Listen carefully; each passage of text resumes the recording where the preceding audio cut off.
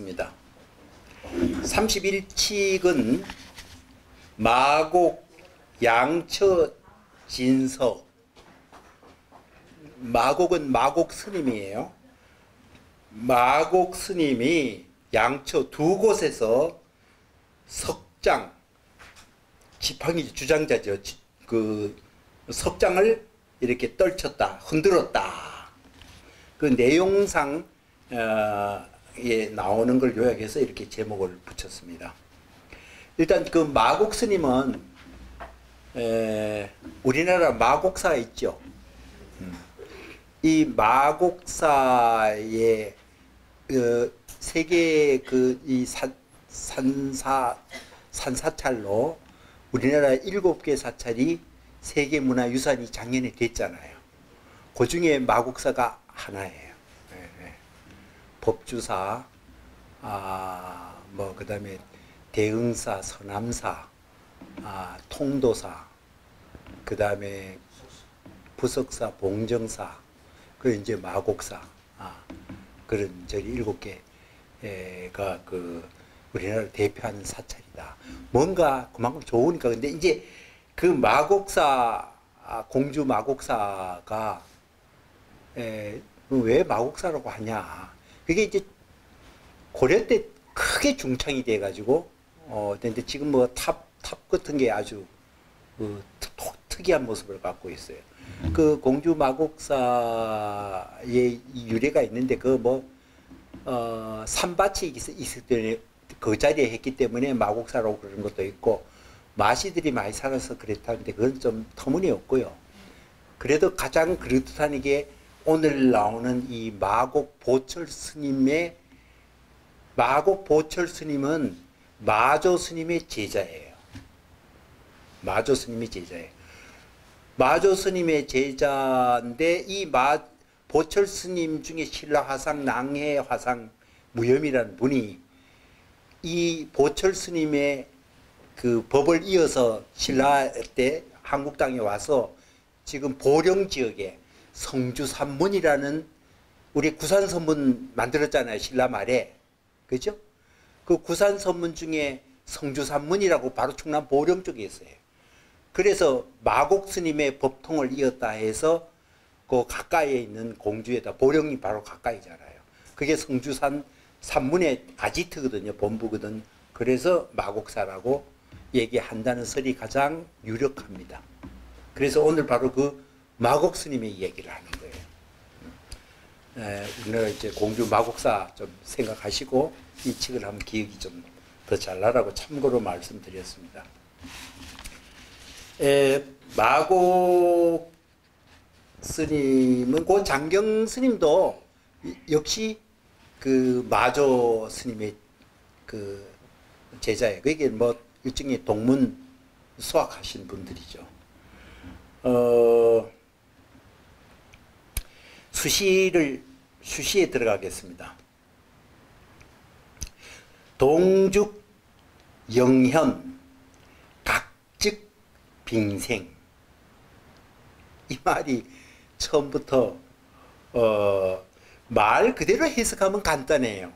움직이면 그림자가 나타나고 각 깨달으면 얼음이 생겨난다. 근데 그게 무슨 말이에요? 움직이면 그림자가 나타나고 깨달으면 얼음이 생겨난다. 이거는 앞에 거는 움직인다는 건 우리가 일상적인 우리 사고, 여러분 불교의 어떤 언사, 특히 화두나 이런 데 난 선언은 항상 어떤 말이는 우리 마음을 기준으로 해서 마음 가지고 딱 들여다보라는 거예요. 그럼 마음이 움직이면 이런 거예요. 그 마음이 움직인다는 건 대체로 뭐 생각을 굴리는 거잖아요. 생각을 굴리면은 그 생각의 찌꺼기가 마음속에 남아있잖아. 그림자가 생기는 게. 우리가 그러니까 한번 생각하면은 기억을 하잖아요. 자기가 경험했다. 그러니까 생각을 하면은 생각의 찌꺼기가 우리 뇌 속에 기록되는 거예요. 그러니까 마음이 움직이면은 생각의 그림자가 이렇게 찌꺼기가 남아 마음속에 떨어져 있다 이 말이에요. 지난번에 20 몇칙이었는가 그게 저로 바로 앞에 싶은데요. 거기 보면 이런 게 있어요. 고기가 다니면은 물이 흐려지고 새가 날면은 터럭이 떨어진다. 이 동적 영연이 그 얘기하고 같은 거예요. 그 다음에 이제 두 번째 그 뒷말이 이제 잘 새길 만한 말이에요. 깨달으면은 얼음이 생긴다. 여러분, 근데 이런 말을 깨달게 되면은, 깨닫는 거는, 여러분, 우리가 제가 여기까지 화두를 쭉 해는 것 중에, 최근에 이제 우리 마음이 항상 살아있어야 된다. 활발발, 이런 게, 생명세, 활임금 할 때 뭐, 활이 중요해요. 또 그 말에 가장 가까운 말이 계속 반복된 게 향상이라는 말이에요. 항상 업데이트되고 앞으로 나가고 위로 계속 우리의 마음은 딱 고정되면 안 돼요. 그래서 이거는 깨닫는 게 모든 게 좋긴 하지만 깨달음의 위험이 있어요. 깨닫게 되면 그 깨달음에 정체화 시켜버려요. 이게 깨달음이야 하고 깨달음을 그냥 끌어안아 버려요. 그러면 얼음이 생기는 거예요.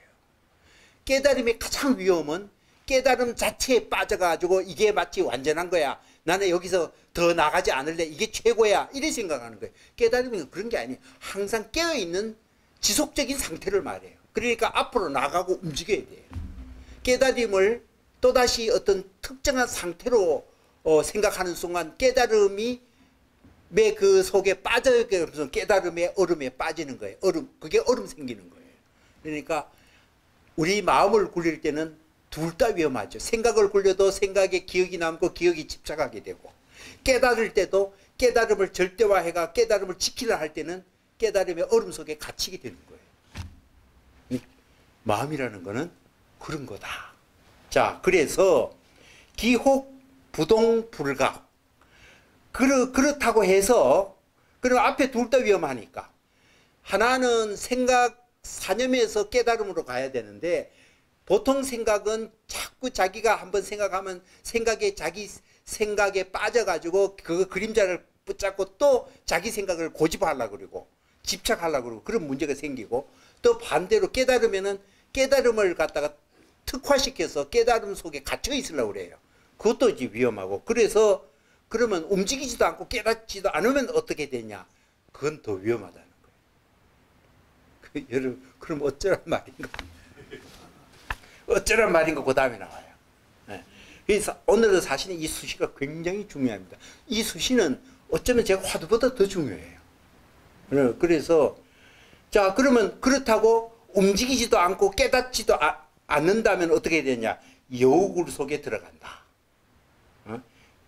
불면은 면하지 못한다는 거. 입, 야호, 들에 있는 여우굴에 들어가는 것을 면하지 못한다. 즉 여우굴에 빠질 수밖에 없다. 여우라는 거는 그 들에 있는 여우라는 거는 지 굴 속에 탁 들어가고 바깥에 안 나와요. 그러니까 굴 속에 자기 세계에 갇혀 있다는 거예요. 갇혀 있다는 거예요. 그러니까 이 바깥 세계하고는 아예 거래도 안 하고 접촉도 안 하고 자기 세계에서 딱 빠져 있는 거. 우리가 깨닫지도 않고 움직이지도 않고 그렇게 하는 사람 많잖아요. 자기 생각에 홀로 빠져 있는 것. 뭐 우리는 이제 심리학적으로 나쁜 건 자폐증 환자 같은 거 있잖아요. 사람하고 전혀 안 만나는 거. 그러니까 우리가 깨닫거나 생각하는 거나 이게 각각 위험이 있다 그랬지만은 결국은 우리가 사는 거는 외물의 세계와 타인과 만나면서 그 역동적 과정 속에서 깨달음도 해야 되고 다 해야 되는 거지, 그걸 단절하고 여우굴 속에 들어앉아가 뭐 할 수 있는 거는 그건 사는 게 아니에요. 그래서 그 얘기를 일단 하고 그 다음 문장이 이제 중요한 건데, 중요하긴 하지만 참 말로 설명하기는 너무 힘드네요. 투득철 신득급, 요 두 마디예요. 투자는 우리가 투가 꿰뚫는다 아니에요. 통과하는 거 아니에요. 투. 우리가 요걸 그냥 두 개 말하면 투철하다 이런 말 쓰잖아요. 투는 뭐예요? 자기 마음을, 자, 제가 첫 시간에 강의는 이 선불교의 전체 타이틀을 한마디로 딱 하면 뭐다? 견성. 견성하는 메시지, 견성하는 게 가장 중요한 과제예요. 즉 화두는, 즉 선불교는 견성하라는 소리예요. 견성하라는 말은 무슨 말이에요? 내 마음을 스스로 보라 이 말이에요. 자기 마음이 내가 지금 이 순간에 내가 이렇게 마음 부리고 있구나, 이런 마음을 내고 있구나, 이렇게 움직이고 있구나, 그거 보란 말이에요. 그거 보면 그 보는 게 깨어나는 거예요. 그런데 내가 바깥에서 온갖 평가를 하고 분별하고 사리를 끼 맞추지만 그렇게 부리는 지 마음은 안 봐요. 안 봐요. 그러니까 그거는 그걸 사량 분별에 빠져버리는 거죠. 생각에 빠져버리는데, 생각하는 과정은 깨어있는 게 아니에요. 깨어있다는 거는 생각을 하더라도 그 생각을 부리는 마음을 본다는 거예요. 견성의 견이 중요하죠. 무엇을 바라보느냐. 이 얘기를 제가 강조하기 위해서 지난번에 부처님 최초의 수행 방법론 8정도 설명을 했어요. 제일 1번이 뭐예요? 정견이에요. 근데 사람들은 그 정견의 정자를 자꾸 어떻게 해석하냐 하면은 이 세상에 발음과 걸음이 있어서 사람이 뭐 우리가 도덕적으로 상을 보면 저건 나쁜 거고 이건 좋은 거 있다고 생각하는 거예요. 불교에서 마음에 있어서 그런 거 아니에요.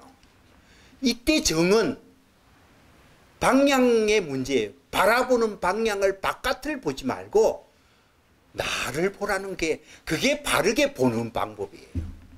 보는 걸 바깥으로 보면은 그게는 다르게 보는 거예요.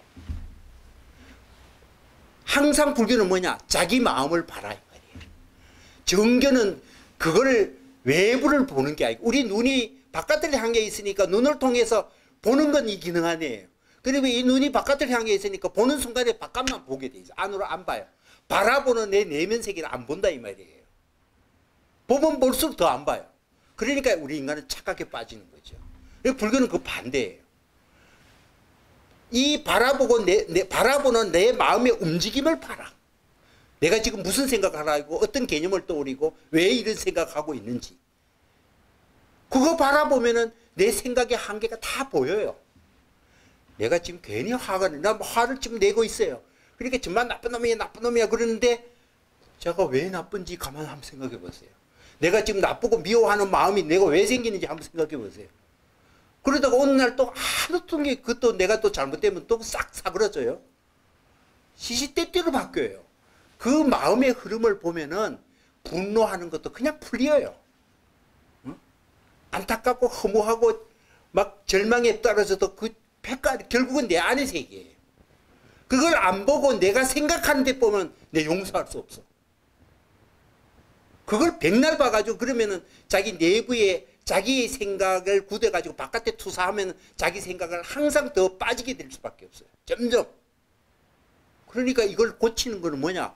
그렇게 마음먹는 내 마음을 보라 이 말이에요. 그게 깨어있는 거죠. 아까 삶의 실질적 내용도 바로 정견에서 시작되고 그 정견을 달리 말하면 견성이죠. 자기 마음 보라 이 말이에요. 자기 마음 보면은 모든 세계는 내 마음 안에 짓게 만들고 내가 부리고 있는데 그 부림을 내가 컨트롤할 수 있어요. 그런데 내가 바라보는 외물이 생긴 내가 아무리 미워해도 남의 마음이고 바깥에 있기는 내가 아무리 용을 써도 고칠 수가 없어요. 나만 신경질 나지. 내만 손해보지. 그러니까 세상을 바꾸는 거는 내 자신을 바꾸는 거예요. 아무것도 아니에요. 그런데 자기 생각을 굳히면은 대상을 향해서 계속 투사하면은 그놈만 보면 또 분노가 또 솟아요. 그렇잖아요. 그러니까 그래서 이 정견 또는 견성의 그런 마음을 바라보는데 그 마음을 완전히 그냥 확 뚫어보는 거예요. 이게 투득처리예요. 응? 훤하게 완전히 마음을 다 통과해보라 이 말이에요. 그러면 그 마음 안에 실려있는 온갖 생각, 온갖 집착, 온갖 욕망이 마치 우리가 비행기를 타고 구름 속을 지나가면은 어찌 보면 두꺼운 구름 같지만 막상 다가가면 허당해 아무것도 아니에요. 아침에 가을에 안개가 저는 이제 고향 안동에 있으니까 안개가 무지하게 끼어요. 막 하나도 안 보여요. 근데 막상 그 속에 들어가면 그거 다 보여요. 그것도 잡아도 잡히지 않아요. 우리 마음이 그런 거거든요. 그러니까 멀리서 보면은 생각이 콘크리트처럼 단단하게 있는 것 같지만은 막상 그걸 내 안에 마음속에 딱 보면 그게 왜 그런 생각하지 보면 그게 그냥 거품 같아. 그 생각이. 아무것도 아닌 생각을 붙들고 그렇게 용을 쓰고 있는 거예요. 그렇게 꿰뚫어 보면 이게 다 허다지라는 걸 알게. 그게 토득철이에요. 마음속에 일어나는 생각을 들떠봐라. 마치 아침에 있는 공기 중에 있는 안개 자국과 같고 구름과 같다는 아무것도 아니다. 그냥 쑥 들어가면 다 투과해요. 내 마음속에 딱 들어가면은. 그게 토득철이에요. 그래서 투철하다 그런 건 지 마음을 꿰뚫어 보는 거예요. 훤하게 꿰뚫어 보는 거예요. 그러면 그 속에서 뭐 분노도 있고 생각도 있고 미워도 하고 막 이런 온갖 감정들이 뒤엉켜 있는 자기 마음에 흘러가는 구름대를 그대로 볼 수 있어요. 그러면 헤쳐보고 이거 휙 이렇게 제쳐버리면 아무것도 아닌데 그 미움도 그렇고 생각이 다 달라지면 다른데 그게 토득철이에요. 그러니까 그거를 하란 말이에요. 그거. 응? 토득철. 그 다음에 두 번째 신득급. 저는 이 말에 생각을 참 많이 했는데요.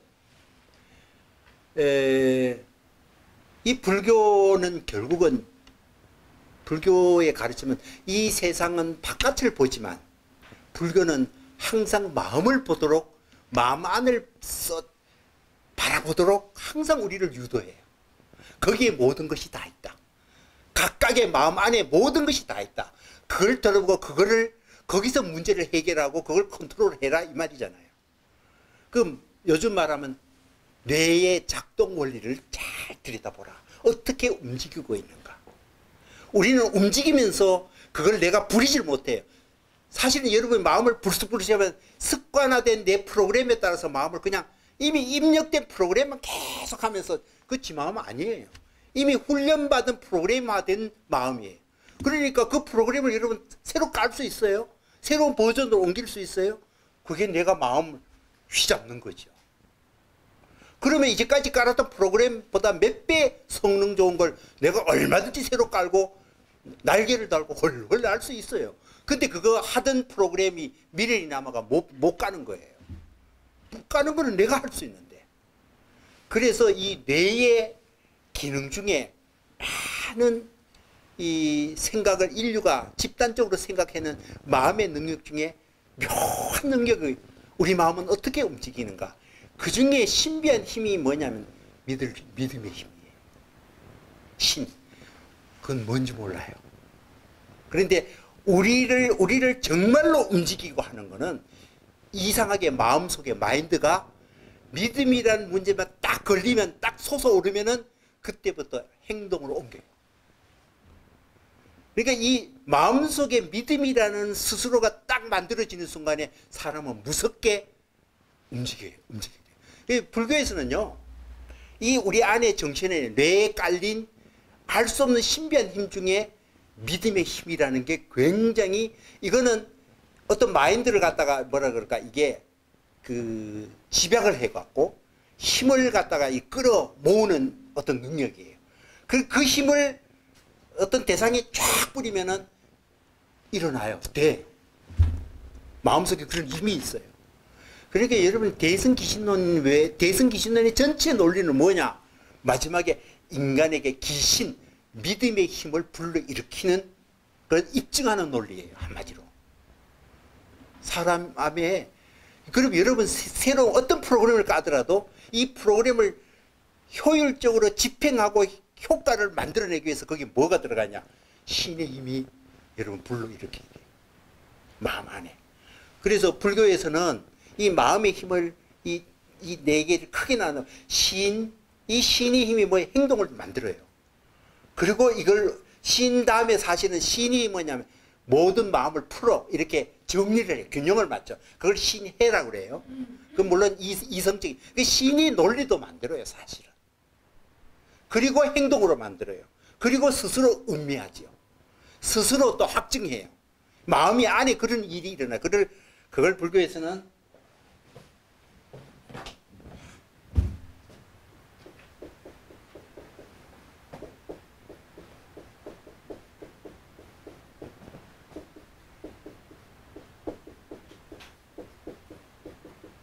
이게 보통 수행 체계로도 이렇게 말하는데 뭐 그렇게 말하기 전에 우리 마음 안에 이런 인간의 마음에 힘이 있다라는 것. 굉장히 신비한 마음의 뇌의 힘이 어떤 문제를 에너지를 집약해가 마음의 에너지를 집약해서 뭘 하도록 하는 게 이 믿음이라는 우리 흔히 하는 믿음이에요. 그 믿음이 놀랄 정도로 능력을 발휘해요. 그러니까 이게 대상을 믿는 게 아니고요. 마음의 놀라운 힘을 믿는 거예요. 그렇게 하면은 마음 안에 일어나는 온갖 문제가 일단 밸런스를 맞춰 정리가 돼요. 그게 해예요. 여기에 논리적인 것도 물론 포함돼요. 그리고 정말 이 뇌를 올려놓고 있는 무대인 내 신체를 그 마인드의 신에 따라서 움직이게 해요. 그리고 움직인 다음에 스스로 음미하고 맛보지. 그게 체험하고 증험하는 거예요. 자기 증험하는 거예요. 그런데 여기서는 지금 마음 안에 일어나는 사건 견성하고 정견해서 마음속에 확 들어오면 마음이 구른 것 같다고 생각하세요. 이 공기와 같다. 공기 속에 들어가면 이게 푸른 구름, 노을 구름, 뭐 온갖 뭉게 구름, 뭐 온게 있어요. 그게 이런 생각 저런 생각이에요. 분노의 생각도 있고 그 속에 들어가면 내 마음의 그 청정한 공기 속에 온갖 색깔의 구름이 떠돌아가는데 그게 실체가 없어요. 잡으면 아무것도 흩어버리면 다 흩어져요. 그게 투철. 내 마음속에 딱 들여다가지고 견성 제대로 딱 보면 멀리서 보면 그게 단단해 보이지만 가까이서 보면 아무것도 아니다. 내 마음속에 일어나는 분노의 감정, 미움의 감정, 욕망의 감정, 집착의 감정, 허무의 감정, 절망의 감정 이런 것들이 대단한 것 같지만 내 마음속에서 일어나는 현상의 어떤 구름 같은 거거든요. 어떤 특징. 그거 이렇게 탁 잡아보면 아무것도 아니에요. 그거 다 투가 헤쳐보는데 그게 투둑처리예요. 마음을 꿰뚫어보라. 그리고 그 마음에 힘을 에너지를 모아서 믿음을 가지고 어떤 대상에 있던 미쳐라. 바깥에 뿌려라 이 말이에요. 신득급. 급은 미치다 이 말이에요. 왜 농담으로 우리 그런 말이죠. 미쳐야 미친다라는 말 들어봤죠.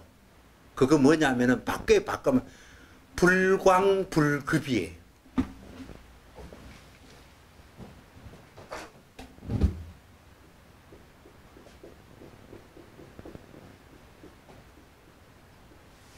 미치지 않으면 미치지 못한다. 이루지 못한다. 그 말이에요. 그러니까 이게 사실은 신득급하고 비슷한 말이에요. 어떤 자기가 몰빵해서 자기 마음의 에너지를 집약해가지고 뿌려놓으면 대상에 쭉 가면은 지 마음 먹은 대로 된다는 거예요. 그러니까 여러분들이 우리가 이 믿음이 뭐가 설정을 잘못하면 안 되느냐. 바깥의 대상을 설정하면은 그때부터 욕망이 생겨요. 그리고 그걸 자기 컨트롤 못해요.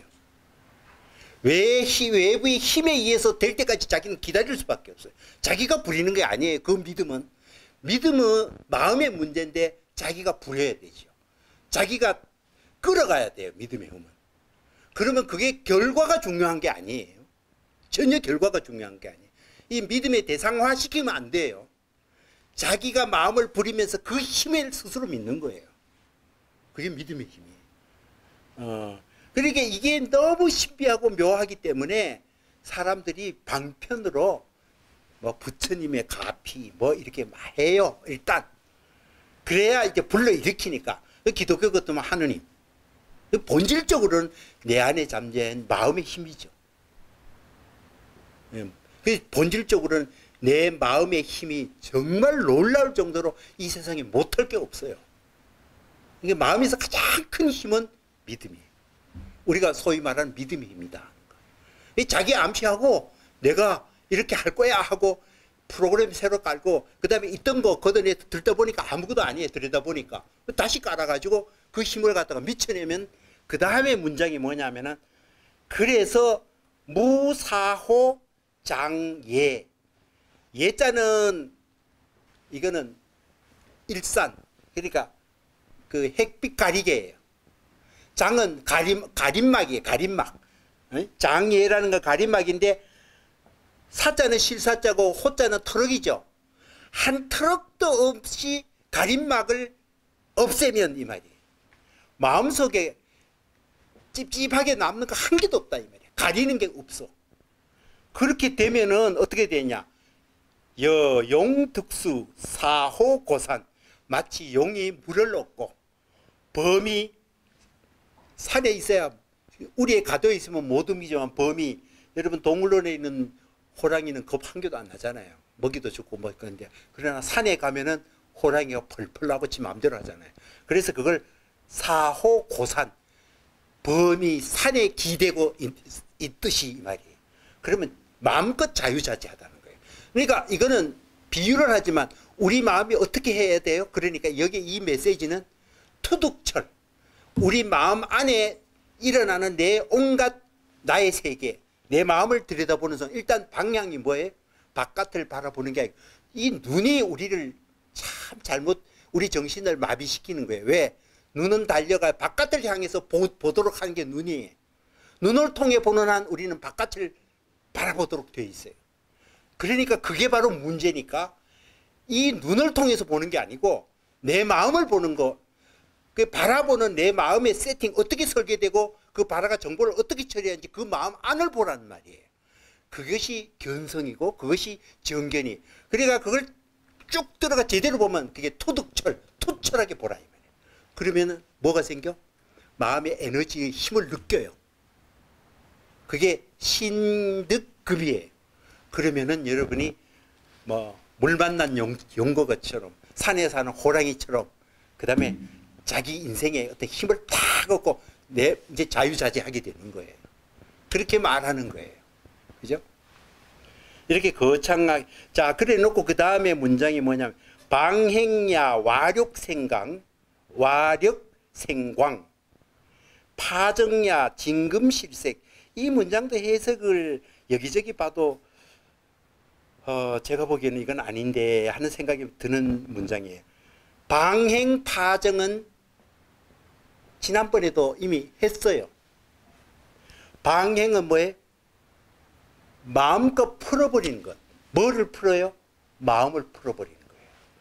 그러니까 우리가 욕망과 생각에 사로잡힐 때 방행은 문제를 일으키지만 이미 아까 말하자면 투득철하고 신득급하게 되면은 마음을 제대로 투철하게 꿰뚫어보고 그 마음의 힘을 내가 스스로 느끼게 되면은 그때는 그런 집안 위에서 마음을 풀어도 마음을 풀면 뭐해? 이제 그릴 길 없는 마음에서 마음을 탁 이제 마음껏 부려보란 말이에요. 그러면 어떻게 돼?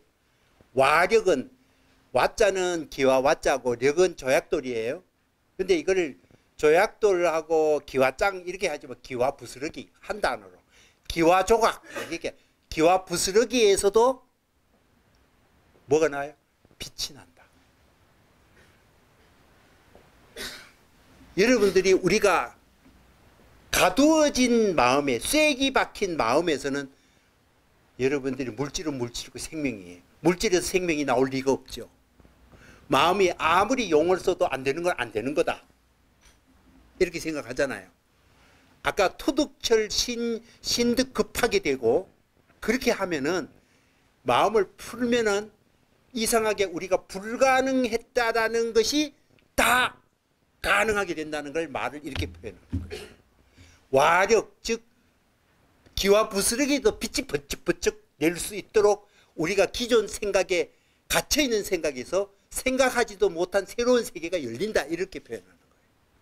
그 다음에 반도, 그 다음에 파정, 그 다음에 다 거두어 가지고 조용한 마음을 거두어서 그냥 안으로 다져 넣을 때 이게 파정이에요. 파정하게 마음을 거둬들이면은 어떤 일이 일어나냐면은 거기에 요 문장을 해석을 이제 대체로 진금실색 진짜 금에서도 빛을 잃는다. 그렇게 해석하면 말이 안 돼요. 이미 자유자재한 마음의 힘을 얻은 사람은 마음을 풀어내도 상상 못한 세계가 일어나고 마음을 갖다 걷어들일 때는 어느냐. 걷어들이면 황금이라는 게 가만히 있어도 번쩍번쩍 빛나잖아요. 그런데 그 가만히서 빛나는 것도 빛을 싹 없게 할수록 다 은폐시킬 수 있단 말이에요. 죽여버릴 수 있는 그런 힘이 있단 말이에요. 걷어들일 때는. 그렇게 해석해야 이 말이 맞죠. 그래서 여기에 그 지금 오늘 그 뭐냐면 토득철 신득급이라는 말을 오늘 내가 제일 강조하는 거예요. 하나는 마음 스스로를 투철하게 바라보라. 그리고 거기서 마음의 힘을 느껴라. 그 말이거든요. 그러면은 여러분이 마음에 불일 때면은 불가능하다는 것에서 새로운 세계가 열린다 이 말이에요. 그 새로운 세계가 열린 거를 어떻게 이야기하냐면은 백척간두진일보라고 얘기해요. 백척이 높은 깃발 꼭대기에 어디 한 발 제껴 디딜 때도 없는 곳, 최절정의 위기잖아요. 거기서 한 발 내주면 낭떠러지 떨어지잖아요. 그는 마지막 코너까지 몰린 거예요. 그때 한 발 더 나가라. 사람이 도저히 불가능하다는 그런 것에도 마음의 문은 열려 있어요. 이 마음의 힘을 얻으면은 우리가 상식적인 환경 속에 코너에 붙을 때 도저히 불가능하다고 마음의 절망, 즉 절망이라는 건 마음이 설계한 거예요. 마음이 만든 절망이에요. 그 마음이 스스로 내부에서 스스로 쪼어지는 그 올가미를 보통 우리는 외부적으로 백척간두 이렇게 해요. 위기. 더 이상 어떻게 할 방법이 없다. 우리는 그때 마음을 잃어버리고 놓아버리잖아요. 그런데 마음의 이 투철하고 마음의 힘을 얻게 되면은 거기에 대해서 이제는 생각할 거다. 그러면은 백척간두에서 정말 한 발 탁 더 나갈 수 있는 그런 힘이 생겨요. 마음을 믿기 때문에. 그러면 우리가 상상하지 못한 세계는 마음에서는 가능해요. 마음이 가능한 것만은 실제로 가능하다는 소리죠. 보통 마음이 세계를 스스로 갈래지어가 안 된다고 설정을 했기 때문에. 그러니까 이 마음의 힘이라는 게 즉 뇌의 힘이라는 게 놀랍잖아요. 우리는 이 사회와 훈련 속에서 이 마음을 갖다가 철저하게 그 특정한 틀로 묶어가지고 거기 길들여져 있으니까 마음은 그 길들여진 마음의 틀을 벗어나서 새로운 마음을 설계하고 그걸 믿고 나아갈 수가 없도록 우리 마음은 쪼아놨어요. 갈 수 있다 이 말이에요. 그게 깨어있는 거하고 그거하고 쌍벽이에요. 깨어있으면서 마음의 놀라운 힘을 믿는 게 중요한 거죠. 얘기 좀 길었습니다. 만약 그런 각도에서 보면은 고인의 공안은 미면 주차. 주차라는 건 차자는 차단막이잖아요. 가리개. 주차는 빙 둘러 가림막이다. 이게 무슨 말이냐면 이런 마음의 세계를 얻게 되면은 지금 고인들이 여기에 백암록 백칙이나 이런 훌륭한 공예들조차도 다이렉트로 자기가 느끼는 거 보면 이거는 빙 둘러 오는 가림막에 지나지 별 볼일 없는 그냥 이 화두라는 것도 시시하게 보인다 이 말이에요. 그래서 이 여러분 선불교 첫 시간에 제가 한 개 견성 선불을 하고 또 한 개는 뭐예요? 직지인심이라는 말 계속 했잖아요. 직지인심. 그 뭐예요? 그건 각자가 직접 하는 거다. 남이 바깥에서 해주는 게 아니에요. 그리고 부처가 했다고 내가 되는 게 아니고 조사가 했다고 내가 되는 게 아니고 조사의 말을 내가 반복하고 이 말을 외웠다고 해서 그 내가 되는 게 아니에요. 내가 내 스스로 내 조건에서 내가 깨닫고 내가 그걸 맛봐야 그게 가능한 거예요. 마음은 남이 할 수가 없는 거예요.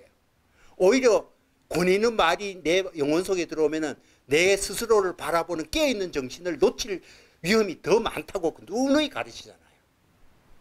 그러니까 조사의 공안조차도 이렇게 즉각적으로 스스로 깨닫는 데에서는 별 볼일 없는 거다 하고 마지막 이렇게 이야기했어요. 자, 본칙에 들어가겠습니다. 좀 마음이 급하네요. 이 수시가 워낙 좋은 수시리가 설명이 좀 길었습니다. 이 본칙은 길어도요, 내용은 간단해요. 자, 그냥 본칙을 쭉 읽겠습니다. 마곡, 지장, 도, 장경. 마곡 스님이 석장을 들고 주장자를 들고 주장자를 지니고 장경 스님에게 도달했다. 이르렀다. 이르자마자 그 주인공은 마곡 스님이죠. 장경 스님이 있는데 이제 이르렀어요. 그리고 요 선상 삼잡.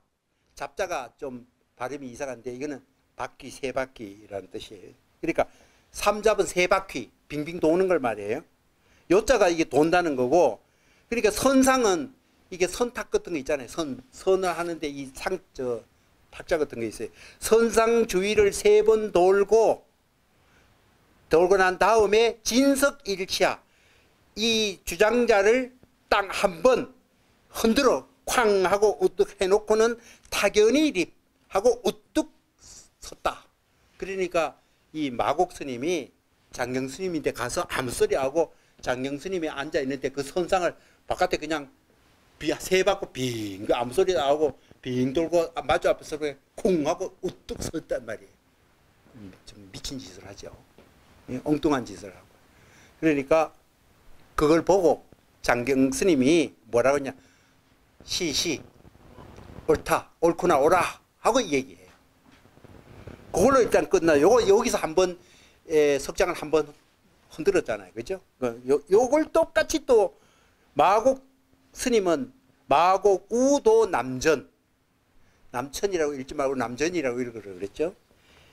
마곡 스님은 또 남전 스님인데 이르러서 요 선상 삼잡 또 선상을 3바퀴 돌고 난 다음에 진석일하 지팡이를 한번 쿵 찍고는 타견이 우뚝 섰다. 그러니까 그 모습을 보고 남전 스님이 전운 부시 아니야 이 말이죠. 아니다. 그래서 그런데 그 사이에 처음에 장경 스님인데 가서 장경 스님이 그 마곡 스님이 장경 스님 앞에 와가지고 선상을 3번 돌고 지팡이를 쿵 집어서 우뚝 서니까 장경 스님이 시 그랬잖아요. 옳구나 오라. 맞다 뭐 옳다 그랬어요. 그걸 두고 가로석에 보면은 설두 스님이 뒷날 이 공안을 취하면서 여기에다가 성질 급하게 코멘트를 빨리 해요. 설두 차거운 착 틀렸어. 이 틀렸단 말 써요. 원래 그 당시에 참석했는 건 아니죠. 설두는 그 후의 사람이니까. 이 공안을 취하면서 요 말 쓰면서 자기 코멘트를 집어넣었다 이 말이에요. 그러니까 이 두 사람을 보고 틀렸어 이렇게 말해요. 마곡 스님이 또 남전 스님인데가 똑같은 3바퀴 돌고 쿵 찍고 우뚝 섰으니까 그건 아니야 하니까 그 상황에 대해서 또 설두 스님이 코멘트 또 해요. 또 틀렸다 이 말이에요. 2번이나 틀렸다 그랬어요. 그러니까 어떻든 그건 뭐 설두 스님이 중간에 그걸 화두를 만들면서 코멘트한 거고 가로속에 들은 거고, 이거 어떻든 이제 그 마곡 스님이 2번째 남전 스님 앞에서 똑같은 선상을 3번 돌고 석장을 한번 탁 찍고는 우뚝 선 다음에 아니야 하니까 마곡이 당시에 바로 그렇게 아니야 하자 뭐라고 마곡이 이야기하냐면은 장경도시 화상 위신마 도부시 이렇게. 장경 스님은 도자는 말하다 이 말이에요. 옳다고 말했는데 화상께서 스님께서는 위심하는 와 이 말이에요. 왜 도 말하느냐? 아니라고 말합니까? 나는 하는 짓이 똑같은데 정경 스님은 내보고 옳다 그랬는데 왜 남전 스님은 내보고 아니야 왜 그랬습니까? 라고 딱 말하니까 거기에 마주해서 남전 스님이 어떻게 말하냐면 장경은 맞지만 니는 틀렸다 이렇게. 그렇게 너는 틀렸다 이렇게 말해요. 그리고 또 그 말에다 보충해서 뭐라고 이야기하냐면 차시 풍력소전 종성폐괴. 이것은 this is 이 말이잖아요. 이것은 풍력소전 바람의 힘이 돌리는 바이다. 그러므로 끝내는 어떤 상태로 된다 이 말이에요. 성은 이루어 되다 이 말이에요. 끝내 어떻게 됐냐? 폐괴, 결국 사라지고 만다. 이렇게 하는 것이 이번 시기예요. 아까 어떤 승려가 그 조주 스님이 보고 남전 스님을 만나 친견했는데 그렇죠. 그러니까 진주에서 큰 나무가 나느니라. 그때 큰 무가 참 그건 뭐가 나. 아유, 잘 들으시네요. 고맙습니다.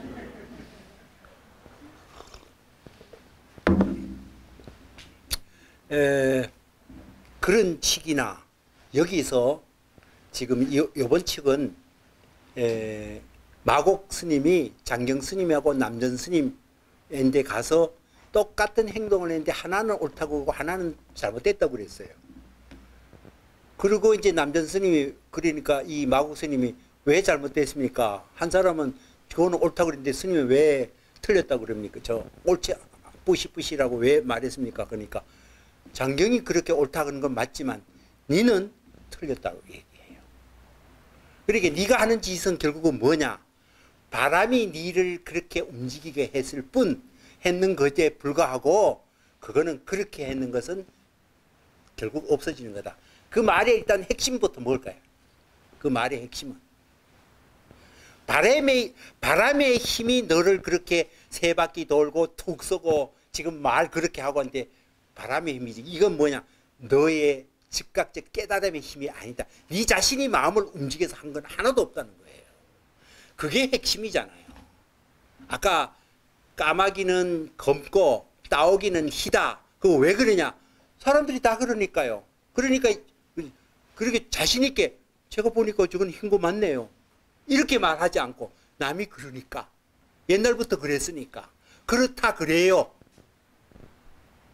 요즘 저는 그 말하는데 뭐 나는 생각된다 그러고 그럴 것 같아요 뭐 이렇게 얘기하는데 참 그러니까 이거는 자기 판단이 없어요. 여러분 사실은 우리가 영어나 일본어 보면은 우리 말에 많이 오염됐는데 지가 생각해놓고 생각된다는 거예요. 이거하고 똑같아요. 지는 가만히 기계처럼 있는데 바깥에 자극여가 뱅뱅 돌려가 나로 하여금 그 생각을 그렇게 만들어 갔다는 거예요. 자기는 없어요. 그러니까 자기 책임을 회피하는 거예요. 만날 생각된다 그래. 생각하는 거죠. 나는 그렇게 생각해. 자기 생각을 얘기해야 되는데 그런 것 같아. 그것도 자기 판단 없어. 그러니까 이만큼 자기 깨어있는 정신이 점점 없어지는 거예요. 그 용어에조차도. 이게 뭐냐 하면은 지금 이 사람이 선상을 한번 돌고 하는 이 마곡의 행동을 마지막에 나면 그거는 네가 바람의 힘에 의해서 네가 그러니까 이게 이 말은 뭐냐면 불교에서는 이 뒤에서부터 거꾸로 해볼게요. 불교에서는 우리 몸을 이루는 모든 것은 물질적으로 사원소에 의해서 결집된 거다. 인연화합된 거다. 이렇게 봐요. 그게 뭐예요? 4대 지수화풍. 그러니까 지는 우리 육체, 그 다음에 물은 우리 죽으면 물 질질 흐르잖아요. 콧물하고 뭐 다 나오잖아요. 혈액도 그렇고. 그 다음에 뭐 내 열받고 하는 건 아마 에너지가 열이 많잖아요. 에너지 있는 게 다 열이 날아갈 거고. 풍은 뭐예요? 풍이 움직이면 풍의 힘이라고 하는 거예요. 전부. 움직이면. 그러니까 내가 육체를 움직이고 뭐 하는 게 다 이게 뭐예요? 결국 풍력이 네가 세 바퀴 돌고 왔다 갔고 말하는 게 그게 이 우주에서 보면 풍력의 힘이지 그건 너의 힘이 아니었다. 남는 거는 뭐예요? 그러면 4대로 해체되면은 마지막 남는 건 뭐예요? 오늘 핵심이 이거예요. 여러분 이 우주에 4대로 다 흩어버리면 뭐가 남나요? 뭐가 남나요? 이게 오늘 굉장히 중요한 주제죠.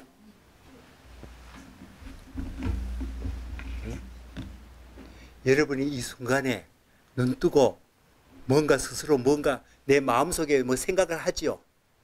생각하고 있다는 생각은 하지요. 아 내가 그거 남는 거예요. 그게 신비한 거예요. 이 영화하고 똑같이 느낀 게 뭐냐면 서양의 데카르트의 의심이 그거예요. 자, 이 세상에 있는 거를 다 진짜 못 믿겠더라 이 말이에요. 그런데 아무리 의심을 해도 의심하고 있는 내 정신이 지금 작동하고 있다는 거는 그거는 의심할 수가 없네. 의심하고 있는 생각이 존재한다는 것, 움직이고 있다는 사실은 맞잖아요. 이건 질은 다르지만 여러분들이 뭐냐면 마음이 어떻게 지금 움직이고 있다. 이건 우주의 인연화합에 의해서 아까 육체는 풍력에 의해서 돌아간다. 에너지는 돌아간다 그래도 그 인지하고 있다는 이 힘은 과연 뭘까? 이거는 퀘션 마크예요. 그리고 이거는 결국 우리에게 마지막 남는 마지막 보루예요, 이게. 그게 깨달음이에요. 그게 각이에요. 보통 인식, 의식 이렇게 이야기보다 그 한 차원 조금 더 진전된 건데 결국은 남는 거는 마치 데카르트가 이 세상을 모든 걸 부정하고 부정해도 지금 의심하고 있는 자기 정신이 존재하고 있다, 활동하고 있다는 건 부정할 수 없듯이 이 세상에 지금 깨어있고 내가 육체가 있는 하업을 해주고 내가 움직인 그건 내가 지금 느끼고 맛보고 있네. 의식하고 있네. 그거 남는 거잖아요. 그런데 그거는 뭐예요? 사대가 풍력이 움직이는 게 아니에요. 의식이 의식 스스로가 움직여요. 그게 우리 이제 불교의 궁극적 깨달음인데 내가 이 순간에 놀랍게도 사물을 내 육체가 5가지 감각에서 뭘 받아들이고 온갖 언어를 배우고 한국어를 배우고 움직이고 막 이 순간에 내 죽으면 어떨까 이런 생각마저 하고 있고 그런 생각을 하고 있는 이 마음이 지금 작동하고 있다는 이 놀라운 거는 우주의 신비한 현상이에요. 그것도 이제 언젠가는 꺼져버리고 가버리지만 그것이 인연 화합에 의해서 지금 살아 움직여져 있던 이 각성의 이 말은 이게 생명의 진짜고 이 우주에 그렇게 존재한다는 게 놀라운 사건이에요. 우리는 그걸 맛보고 가는 거예요. 그런데 보통 바깥에 이렇게 묻혀가지고 놓친데 여기서 지금 그렇게 그걸 지금 다르게 여러 가지 지금 사례가 나오는데 양이 워낙 많아가지고 제가 다음 시간에 보충하는데 오늘 중요한 몇 가지만 이야기할게요.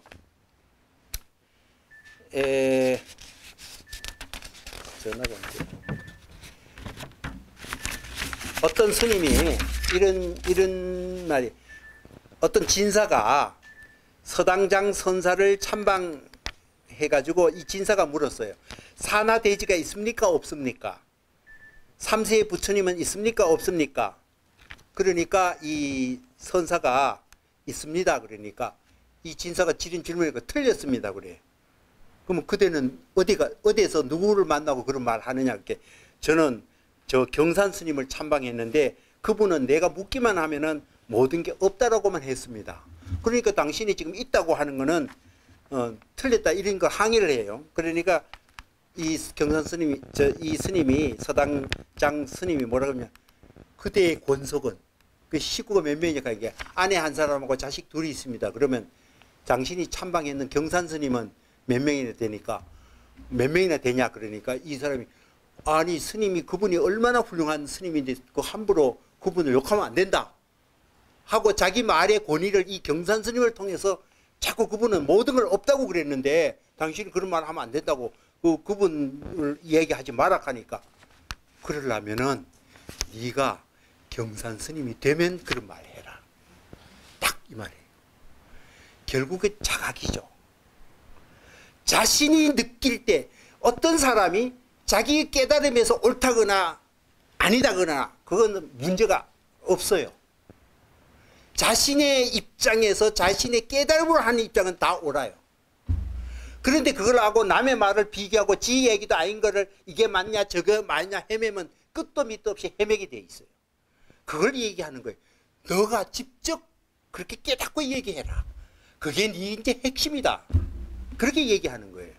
또 다른 얘기를 말씀하는데 이게 이제 용화 스님이 한 얘기인데 용화 스님이 대중법문에서 어떻게 얘기하냐면 참선하는 사람은 반드시 조사와 부처를 뛰어넘어야 한다. 그러면서 자기 스승인 신풍 스님이 내인데 이렇게 말했어 하면서 하시는 말씀이 부처와 조사의 말씀과 가르침은 숙성의 원수처럼 보아야 참선할 자격이 있다. 아주 멋있게 말해. 우리 선생님은 용화 스님 우리 선생님은 나인데 이렇게 말했어. 부처의 가르침과 조사의 말씀이나 가르침은 그게 원수 보듯이 하라는 거예요. 신주단지 모시지 말고 이게 바로 나를 타락시키는 가장 적이다라고 원수 보듯이 해야 네가 네 정신으로 깨어날 수 있다 이렇게 얘기해요. 얼마나 멋있는 말이에요. 그래서 만약 네가 그 두 분 즉 부처와 조사를 뛰어넘지 못하면은 부처와 조사에게 굉장히 쏟기 쉽다. 그러니까 이때 스님이 뭐라고 하냐. 아니 부처님과 조사님도 우리를 속이려는 마음이 있습니까? 이러니까 대답하는 게 무엇이있어요? 강과 호수가 우리의 걸음걸이, 우리의 그 길길을 가로막지만 강과 호수가 어디에 우리를 가로막을 마음이 있더냐? 그렇게 얘기했어요. 부처와 조사도 우리를 속이려고 그런 게 아니고, 속일 마음이 있어서 그런 게 아니고, 우리가 그 강과 호수를 가로질러 가려고 하니까 이게 방해가 되고 돌아가야 된다고 생각을 하지. 원래 부처님의 말씀도 원래 그렇게 깔아놓은 거야. 우리를 속이려고 그런 게 아니야. 우리가 그걸 뛰어넘지 못하니까 바로 거기에 속임을 당한다. 그러니까 우리가 그 얘기를 계속 그걸 합니다. 그래서 불조가 사람을 속이려는 마음이야 없겠지만 사람 스스로가 뛰어넘지 못하기 때문에 결국은 부처와 조사가 사람을 속이는 격이 되어버렸다는 거예요. 그래서 불조의 뜻을 체득해야만 비로소 향상의 옛사람과 같을 것이며 뛰어넘지 못하면은 부처를 배우고 조사를 배운다고 하더라도 만급이 지나도록 그건 싹 수가 없다. 그래 이런 얘기에서 여러분 살불살조라는 말이 이런 데서 나온 거예요. 부처와 조사의 가르침이 훌륭하기 때문에 우리 마음을 흔들어 놓을 위험성이 너무 많다는 거예요. 결국은 자기 각성하는 건데 남의 말이 들어서 내 정신을 빼앗아 가면은 내가 스스로 깨우치 못한다는 거예요. 그러니까 직진이 각자가 깨우쳐라. 그래서 마지막에 결국은 뭐냐? 그러면 어떻게 해야 부처인데 조사인데 속지 않을 수 있을까요? 스스로 깨우쳐라. 스스로 깨쳐야 하느니라. 이게 답이에요. 자기 각성이야말로 우리 인생의 핵심이에요.